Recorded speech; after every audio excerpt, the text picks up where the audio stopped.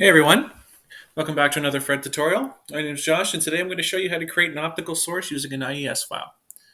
So before being able to import an IES file, you need to make sure that you have a spectrum already assigned.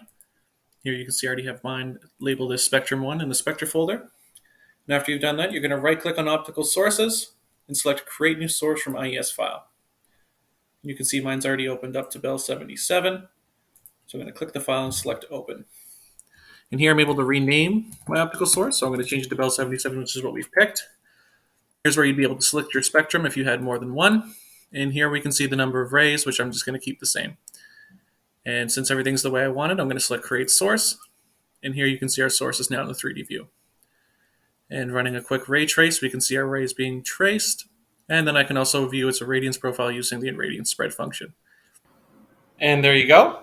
As always, CBS is here to help support all Fred users. And keep an eye out for more helpful content just like this.